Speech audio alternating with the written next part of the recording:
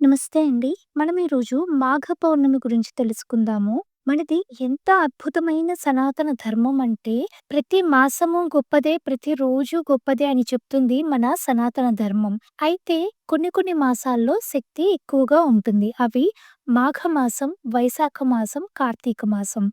దానం, జపం, తపస్సు మరియు స్నానాలకి ముఖ్యమైనవి వైశాఖ, కార్తీక, మాఘమాసాలు. శాస్త్రాలలో ఒక మాట ఉంది. వైశాఖి, కార్తీకి, మాఘి తిథియో అతీవ పుణ్యద అని. అంటే వైశాఖంలో, కార్తీకంలో, మాఘమాసంలో వచ్చే తిథులు చాలా ముఖ్యమైనవి, ప్రధానమైనవి అని. అయితే వైశాఖ, కార్తీక, మాఘ అనకుండా వైశాఖి, కార్తీకి, మాఘి అని ఎందుకన్నారంటే, చివర ఇకారంతో వచ్చే శబ్దాలు పూర్ణిమకి వర్తిస్తాయి. వైశాఖ పౌర్ణమి, కార్తీక పౌర్ణమి, మాఘ పౌర్ణమి ఎంతో గొప్ప పుణ్యములు ఇచ్చేటటువంటి తిథులనమాట. జ్యోతిష శాస్త్రం ప్రకారం ఏ పనులకు ఏ తిథులు ఉత్తమ కాలమో మన పెద్దలు వేదం, పురాణాలు, శాస్త్రాలు ద్వారా తెలియచేశారు. ఒక్కొక్క తిథి ఒక్కొక్క దేవతకి విశేషంగా ఉంటుంది. చవితి వినాయకుడికి, షష్ఠి సుబ్రహ్మణ్యునికి, సప్తమి సూర్యునికి, ఏకాదశి, ద్వాదశి విష్ణువుకి, త్రయోదశి, చతుర్దశి శివునికి, పూర్ణిమ, అమావాస్య అమ్మవారికి ప్రీతికరం. అయితే మాఘమాసంలో మన చేసే ఆరాధనలు, పూజలు కోటి రెట్లు ఎక్కువ అవుతుందని శాస్త్రం చెప్తోంది.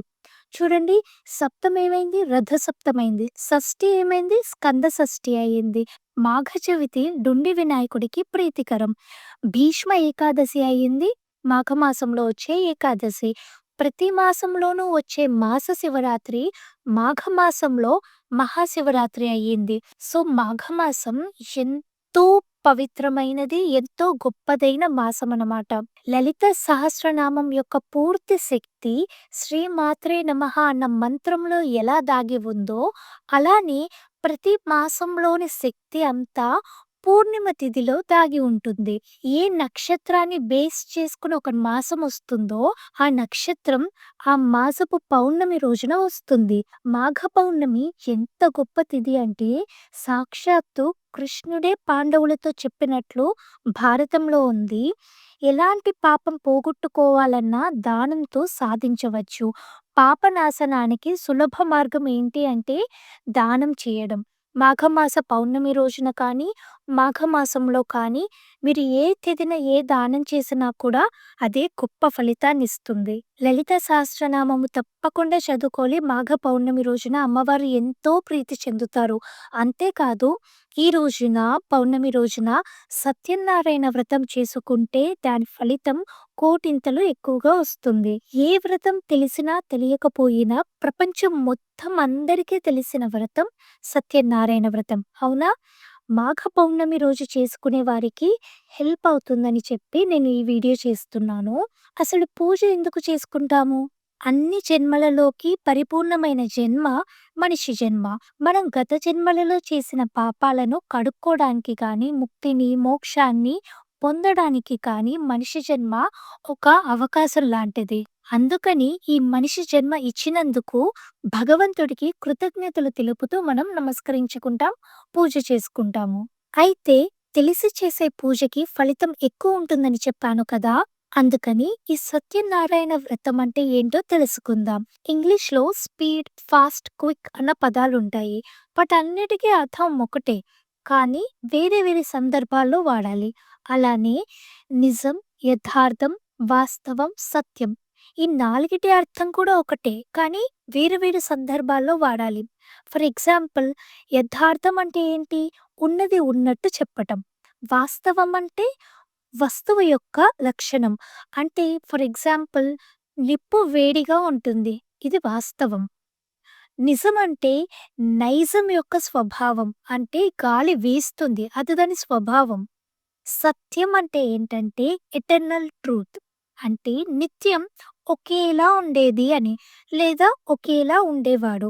మార్పు లేకుండా ఎప్పుడూ ఉంటే అది సత్యం. వ్యర్థం కాని దాన్ని సత్యం అని కూడా అంటారు. అంటే సత్యనారాయణ పూజ చేస్తున్నాము అంటే దాని ఫలితం తప్పకుండా ఉంటుంది. వృధా పోదనమాట. అంతేకాదు, వేదం ప్రకారం సత్యం అంటే సత్ తి యా. సత్ అంటే అన్నం, తి అంటే ప్రాణం, అంటే ఆదిత్యుడు.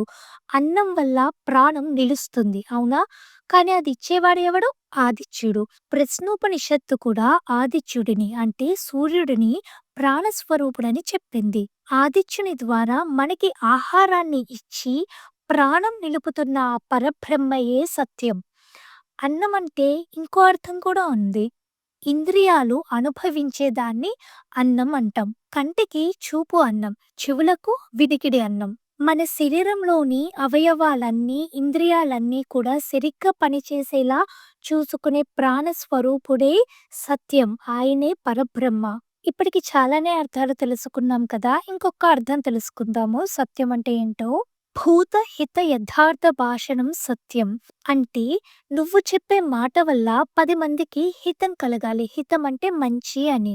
నిజం చెప్తే మంచి జరగని పరిస్థితిలో యథార్థం చెప్పకు అనే శాస్త్రం చెప్తోంది. అందుకే యథార్థం అనే పదాన్ని మూడవ మాటగా వాడింది. భూత హితమే ప్రధానమని చెప్తోంది శాస్త్రం. ఈ మాట నేను చెప్తున్నది కాదు. ఇక్కడ ఒక చిన్న కథ చెప్తాను. ఈ కథ శ్రీకృష్ణుడు మహాభారతంలో చెప్పిన కథ. ఒక మహర్షి సత్యాన్ని మాత్రమే పలుకుతూ సత్యవ్రతాన్ని పాటిస్తూ బ్రతుకుతున్నాడు. ఒకరోజు అతని వద్దకు ఒక వ్యాపారి కంగారు పడుతూ భయంతో ఉనికిపోతూ పరిగెడుతూ వచ్చాడు. ఏమైంది నాయనా అని అడిగితే, బందిపోటు దొంగలు నా సంపద కోసం నా వెంట పడుతున్నారు. నేను దొరికితే నా ప్రాణం కూడా పోవచ్చు అని అనగా, మహర్షి ఎంతో దయతో జాలితో ఆశ్రమంలో దాక్కోమని చెప్తారు. కొంతసేపటికి దొంగలు వచ్చి వ్యాపారిని చూసావా, ఎక్కడ ఉన్నారని అడుగుతారు మహర్షిని. సత్యవ్రతంలో ఉన్నాడు కదా మహర్షి, తెలీదు అని చెబితే వ్రత భంగం అవుతుందని ఆలోచించి భయపడి వ్రత భంగం కాకుండా లోపల ఉన్నాడని చెప్తాడు. ఆ దొంగలు వ్యాపారిని చంపి సంపదను దోచుకొని పోతారు. ఇది జరిగిన కొంతకాలానికి మహర్షి చనిపోగా ఆయన్ని తీసుకువెళ్ళడానికి యమభటులు వస్తారు. వారిని చూసి ఇలా అంటాడు మహర్షి, నా జీవితమంతా సత్యవ్రతం పాటించాను కదా! నా కోసం వైకుంఠం నుంచి భటులు రావాలి కానీ మీరు వచ్చారేంటి అని అడిగితే, ఆ వచ్చిన యమభటులు ఇలా అన్నారు, భూతహిత యథార్థ భాషణం సత్యం. జీవులకి ఏది మంచి కలిగిస్తుందో దాన్ని సత్యం అంటారు. నీవు యథార్థం చెప్పినా ఒక మనిషి ప్రాణం పోయింది కదా! కాబట్టి అది సత్యం అవ్వదు. వ్రతభంగం ఆ రోజే జరిగిందని బోధిస్తారు యమభటులు మహర్షికి. గుర్తుంచుకోండి, మనం ఎప్పుడు మాట్లాడినా మన మాట వల్ల ఇతరులకి ప్రయోజనం కలుగుతోందా? మంచే మాట్లాడుతున్నాం కదా అని అనుక్షణం మనకి మనం క్రాస్ చెక్ చేసుకోవాలి. బాధించే మాటలు, గాసిప్స్, విషయం పూర్తిగా తెలుసుకోకుండా మాట అనేయడం, నిందలు వేయడం కానీ చేయకూడదు. ఇది మహాపాపం. దేవుడు వీటికి సంతోషించడు. మాట అంటే అక్షరాలు, అక్షరాలంటే సరస్వతి. సరస్వతి దేవి అంటే కుండలిని శక్తి అని చెప్పుకున్నాం కదా! అందుకని మాట చాలా జాగ్రత్తగా ఉండాలి, మంచిగా ఉండాలి. So, back to the point. సత్యం అంటే ఏంటో తెలిసింది కదా! ఇప్పుడు నారాయణ అంటే ఏంటో తెలుసుకుందాం. నారా అంటే సర్వజీవులకు అని, అయనం అంటే ఆశ్రయమైన వాడు అని. సర్వజీవులకు ఎవరైతే ఆశ్రయమై ఉన్నాడో అతని నారాయణుడు. సృష్టి స్థితి లయల కారకుడు నారాయణుడు అంటే పరబ్రహ్మ అని. అంతేకాదు అయనం అంటే ప్రయాణం అని ఇంకొక అర్థం ఉంది. రామాయణం అంటే రాముడి యొక్క జర్నీ, రాముడి యొక్క ప్రయాణం. నారాయణ అంటే జీవుడి యొక్క ప్రయాణం. అది ఎలా ఉండాలంటే సత్యంగా ఉండాలి. సత్యనారాయణ వ్రతం అంటే మనం మాట్లాడే మాట వల్ల నలుగురికి మంచి జరిగేలా ఉండాలి. అలా జీవించే విధానం ఒక వ్రతంగా పాటిస్తే అదే సత్యనారాయణ వ్రతం. అర్థమయ్యేలా చెప్పాననుకుంటున్నాను. ఈసారి సత్యనారాయణ వ్రతం చేసుకునేటప్పుడు ఈ మాటలన్నీ గుర్తుంచుకోండి. ఈ వీడియో మీకు నచ్చినట్టయితే ప్లీజ్ సబ్స్క్రైబ్ చేయండి, లైక్ చేయండి, కమెంట్ చేయండి అండ్ మీకు తెలిసిన వారికి షేర్ చేయండి. Thank you.